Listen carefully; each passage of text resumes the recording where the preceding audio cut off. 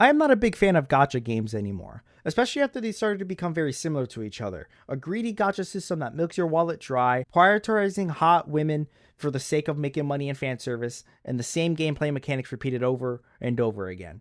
However, Neverness to Everness does have some of those problems, but I think it makes up for it with fun gameplay, an interesting story, and a world that feels alive. I have about 10 plus hours in the game, and I am level 20 as I'm making this video. Of course, I haven't finished the game yet, but I have done enough side content and main content to talk about it. This will be spoiler free for the most part. I will still discuss characters' personalities and other subjects similar to that, but the main story will be brief enough so I can avoid major spoilers. So without further ado, let me give you my first impressions of Neverness to Everness.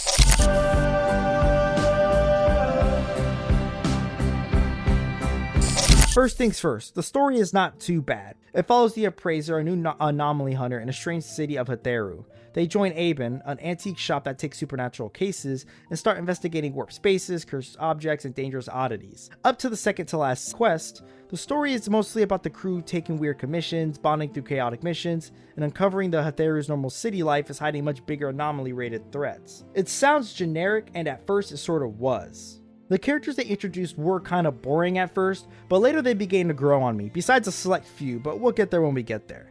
If you like a story that deals with liminal spaces mixed with weird monsters and cool anime fights, this game is right up your alley. But I do think that the beginning could have been paced better. Maybe I'm just stupid, but I feel like the pacing for the cutscenes was horrible to look at sometimes. 1 minute you are looking at crazy effects, and then the next moment you are already in a fight. The game moves so quickly that it does not always let the player sit with the atmosphere.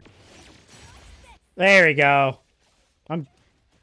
I was never good at parrying in these type of games.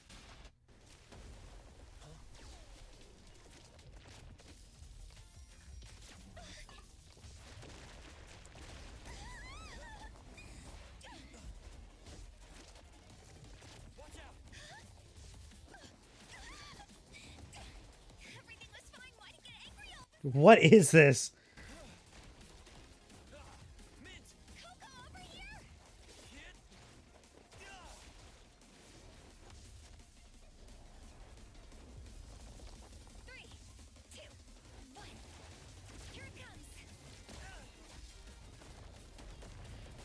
Wow, they really are flexing their budget right now.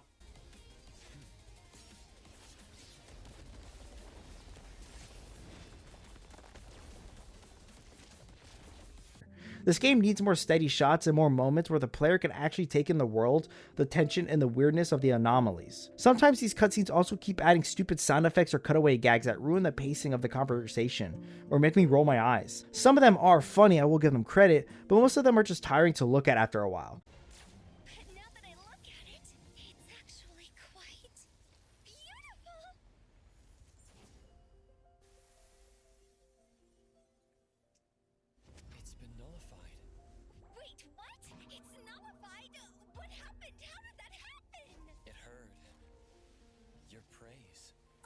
What? So anomalies could be anomalies. Existence was a sincere compliment.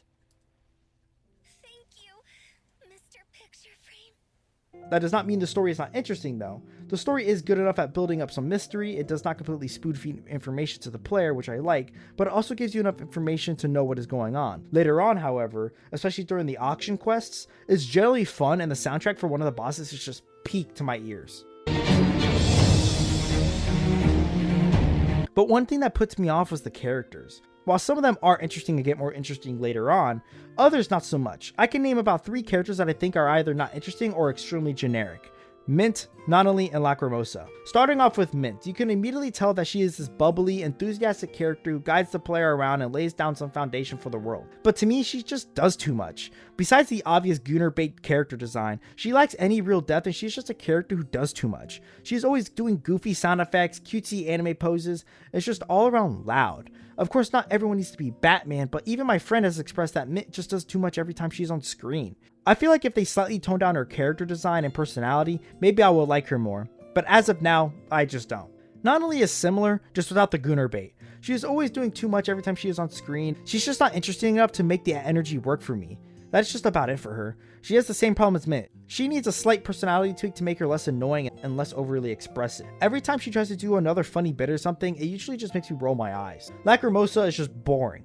And I know that's the point of her character, but it's my video, okay? Jokes aside, her quest was boring to me because she feels like another tired anime character who always complains about being tired, yawns every 5 seconds, and then suddenly locks in and does some cool anime stuff. It's just another generic tired anime character trope, and it did not really do much for me. However, there are some good characters. Haniel, Hattori, and the main character Zero are very cool and have their own funny moments. Slight spoiler here, but my favorite part is when you have to trash talk as Hattori while at the auction. It is pretty unique and it plays like a Pokemon battle. That section was very fun and was one of the moments where the game's personality really worked for me. The combat plays similar to Withering Waves, so I do not have a super in-depth opinion on it. You can parry, dodge, run up walls, and it does have wall running, which is neat. Even though the movement when climbing can't feel clunky, the combat itself is nice and fluid, and I do not have many complaints or compliments. It's just solid to play, and if you like fighting in Withering Waves, then you will probably like this one too. Gameplay wise, oh man, this game has a lot of gameplay. You can buy apartments, customize them, buy cars and customize them, shoplift, go to prison, escape the cops, race, drive around, buy outfits, go fishing, or just explore. This is one of the best factors in the game, the ability to do so much besides just domain or boss grinding. It makes the world feel less like a menu where you only queue into fights and more like an actual city where you can mess around in. It is very unique, and I will not be surprised if other gacha games copy Neverness to Everness. If they keep adding more city activities such as sports or more side jobs, I can see people loving it even more. Well done, devs. Well done.